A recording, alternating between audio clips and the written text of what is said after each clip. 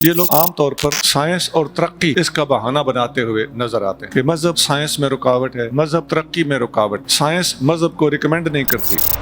کسی بھی چیز کا بنانے والا اس چیز کی سمجھ سے باہر ہوتا ہے، تو کائنات کا بنانے والا کائنات کی سمجھ سے باہر ہے۔ آئیے اس پہ بات کیجئے۔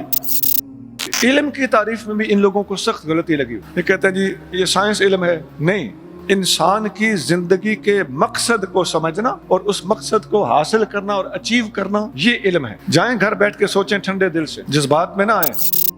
الہاد کی جب بنیاد اٹھتی ہے نیچے سے اوپر تو خشت اول آزاد خیالی اسلام کے بنیادی اصولوں کو متزلزل کرنے کے لیے جو 1400 سال سے امت نے اصول فقہ مرتب کیے ہوئے تھے، ان کا توڑ کرنے کے لیے دشمنان اسلام نے، مستشرقین نے اور ملحدین کے ایجنٹس نے میزان قائم کر دیے، اور پرانے طے شدہ مسائل جن پر بطور خاص ائمہ اربعہ کا بھی اتفاق اور اتحاد ہو چکا ہو، ان کو متزلزل کرنے کی کوشش کرنا اور بہانہ اجتہاد کا بنانا، یہ آزاد خیالی ہے، یہ الہاد کی خشت اول ہے۔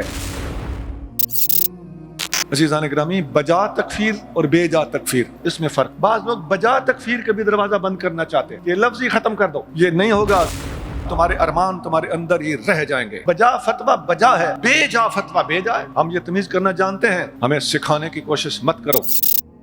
مرزا قادیانی کے الفاظ بھی ایسے ہی ہیں۔ وہ اپنی کتابوں میں لکھتا ہے کہ ان لوگوں نے انسانی ہمدردی کا ایک لفظ بھی نہیں پڑھا، یہ خواہ مخواہ مرتد اور کافر قرار دے دیتے ہیں۔ یہ تمہاری ساری باتیں مرزا قادیانی سے چرائی ہوئی باتیں۔ پہلے آپ کو سمجھ نہیں آئے گی کہ الہاد کا مخالفت بخاری سے کیا تعلق ہے۔ یہ اسلام کی بنیادوں کو متزلزل کرنے کی ایک سازش ہے کہ مختارات جو ہیں اسلام کے اور مختار ترین کتب ہیں یا سب سے بڑے بڑے راوی ہیں، حضرت ابو ہریرہ رضی اللہ عنہ کی مخالفت کرتا ہو جس بندے کو دیکھو سمجھ جاؤ کہ ملحدین کا اعلی کار ہے، یہ اسلام کی عمارت گرانا چاہتا ہے۔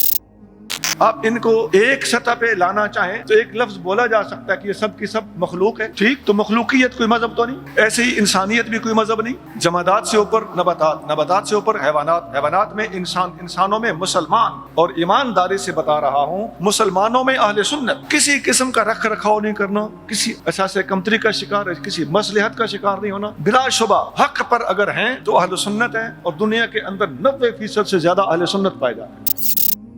یہودیت ظلمت، عیسائیت ظلمت، شرک ظلمت، منافقت ظلمت، بدھزم ظلمت، ہندوازم ظلمت، اور نور واحد ہے، وہ کیا؟ اسلام۔